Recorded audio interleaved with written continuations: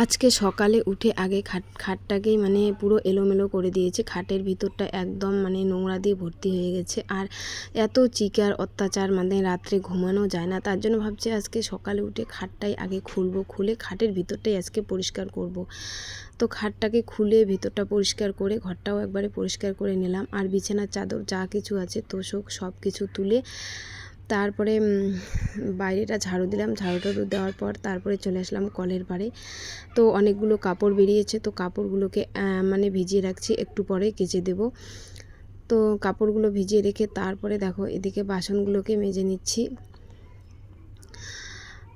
আর এই খাটের ভিতরটা মানে এত পরিমাণে নোংরা হয়ে গেছে, তো অনেক দিন ধরে খোলা হয় না। তো ভাবছি আজকে খুলে এটাকেই আজকে আগে পরিষ্কার করব। আর চিকের গন্ধ, তোমরা তো জানোই চিকের গন্ধ কীরকম, মানে থাকাই যাচ্ছে না, এত গন্ধ। তার জন্য মানে বিছানাটাকে আগে আজকে পরিষ্কার করে নিয়ে তারপরে বাইরের কাজগুলো করছি। তো ঝাড়ু দেওয়া শেষ, তারপরে এদিকে কাপড়গুলোকে ভিজিয়ে রেখেছি, এদিকে বাসনগুলোকে মেজে নিচ্ছি। তো সব কাজ শেষ করে তারপরে একবারে স্নান করব।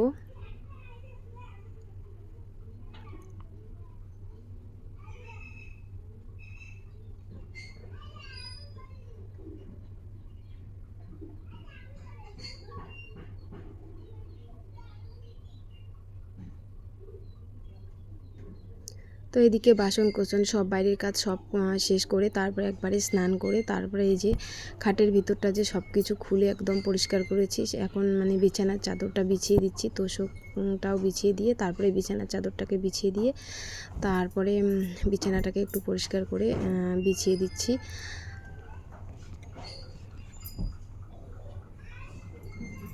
বিছানাটা পরিষ্কার করে তারপরে চলে যাব রান্নাঘরে। তারপরে রান্নাঘরে গিয়ে রান্না করব। তো চা খাওয়া হয়ে গেছে, তো দুই ছেলেকে দুধ গরম করে দিয়েছে, আমি একটু চা বানিয়ে খেয়েছি।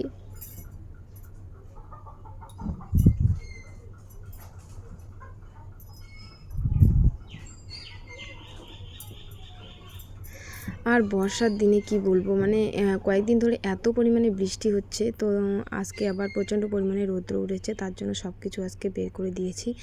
আর এইদিকে মাজালা এসেছে, তো মাজালার কাছ থেকে দেখো বাটা মাছ নিয়ে এসেছে, তো ওগুলো নাকি লোকাল বাটা মাছ। তো সেখান থেকে বাটা মাছ নিয়েছি, তো সেগুলোকেই বেছে নিচ্ছি। তো এক ছেলে আমার বাটা মাছ তো খায় না, বড় ছেলে, আর ছোট ছেলে একটু খায়। তো ভাবলাম যে নেই, ওর জন্য একটু ডিম আমলেট করে দেব, আর আমরা বাটা মাছ দিয়ে খাবো। অনেক দিন ধরে বাটা মাছটা কিন্তু খাওয়া হয় না, এই বড় ছেলে খায় না দেখে আমি কিন্তু বাটা মাছটা নেই না। আর ওইদিকে ভাত বসিয়ে দিয়েছি। এদিকে দেখো আলু বেগুন ভেজে নিয়েছি, আর এদিকে মাছটাও ভেজে নিয়েছি। তো মাছটা কিন্তু ভালোই স্বাদ ছিল। ভাবছি বড় ছেলে খাবে না, আজকে আবার খেয়েছি একটু। আর এইদিকে দেখো তো জিরা বাটা, আদা বাটা, আর হচ্ছে পেঁয়াজ রসুন সব কিছু একটা বাটা করে মাছটাকে মানে মাখা মাখা করব। এই যে দেখো কালারটা কিন্তু খুব সুন্দর হয়েছে। আর দুই ছেলের জন্য একটু ডাল রান্না করেছি। আর এইদিকে দেখো কতগুলো কাপড় ভিজিয়ে রেখেছিলাম, ওই কাপড়গুলো কেচে দিয়েছি। মানে কাপড়গুলো সবগুলো একদম শুকিয়ে গেছে, প্রচণ্ড পরিমাণে রৌদ্র দিয়েছে। তো দেখো মানে এক গাদা কাপড় একদম, মানে 2 দিন যদি বৃষ্টি হয় তাহলে কতগুলো কাপড় যে জমে আর কি বলবো। তো আজকে তো দুই ছেলের স্কুলও নেই, তার জন্য আজকে সকালে উঠে এগুলো কাজে আগে করে নিয়েছি। তো খাওয়া দাওয়া কমপ্লিট করে তো কাপড়গুলোকে আগে ভাঁজ করে নিচ্ছি। এদিকে প্রায় সন্ধ্যাও লেগে গেছে, তো কাপড়গুলোকে ভাঁজ করে নিয়ে তারপরে ওইদিকে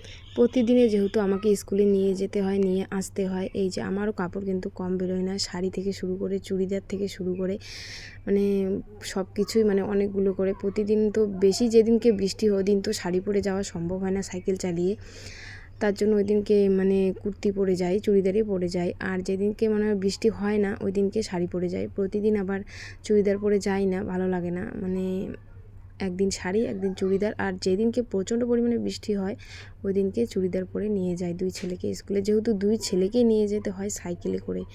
আর এইদিকের রাস্তাও এত পরিমাণে খারাপ, মানে কি বলবো, আর যেহেতু কাঁচা রাস্তা, মানে প্রচণ্ড পরিমাণে কাদা, তার জন্য শাড়ি পরাই যায় না এত মানে কাদার মধ্যে। যদি পাকা হয় তবু পরা যায়, কিন্তু কাদা হলে কি হয় বলো তো, শাড়ির নিচটা একদম কাদা দিয়ে পুরো মানে ভর্তি হয়ে যায়। আর এদিকে দেখো সন্ধ্যা লেগেছে, সন্ধ্যাবেলায় মানে দুধটা গরম করে নিলাম আর আমার জন্য একটু চা করে নিয়েছি। আর এদিকে ভাত বসিয়ে দিয়েছি, তো তরকারি তো আছে, তো শুধু ভাতটা রান্না করছি। আর এদিকে দেখো গোলা রুটি বানিয়ে নিয়েছি, দুই ছেলেকে দুধ চিনি দিয়ে দেবো। আর আমি একটু চা করেছি, তো চা দিয়ে আমি খাবো। দেখো দুই ছেলেকে রোল করে দিয়ে দিচ্ছি, ওরা আবার ভালোবাসে এই গোলা রুটিটা। দুধ চা দিয়ে কিন্তু খুব ভালো লাগে খেতে, আমারও খুব ভালো লাগে। তো দেখো দুই ছেলেকে দিয়ে দিলাম আর আমিও একটু নিয়ে নিয়েছি, চা দিয়ে আমিও খাবো। আর দুপুরের যে ভাত তরকারি আছে ওগুলোই মানে রাত্রে খাবো। রান্না যেহেতু আমি একবারই করি, মানে যেহেতু 3 মা ছেলেই খাই, তার জন্য মানে বারবার রান্না করি না, মানে একটু দেরি করে হলেও দুপুরবেলা একবারে রান্নাটা করি। স্কুল থেকে রেখে দুই ছেলেকে স্কুলে রেখে এসে তারপরে আমি রান্নাটা করি, তো ওই ভাত তরকারি সব কিছুই থেকে যায়, তো ওগুলোই আমরা রাত্রে খাই। তো আলাদা যদি মনে কর খাওয়ারও একটা লোক থাকে তাহলে কিন্তু রান্না করতে ইচ্ছা করে, যেহেতু ওর বাবাও বাড়িতে থাকে না।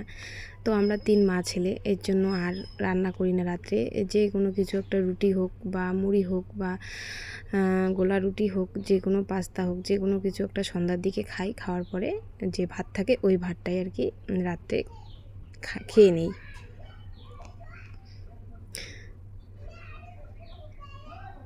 তো আজকে এই পর্যন্তই, নিয়ে আসবো আবারও একটি নতুন ভিডিও।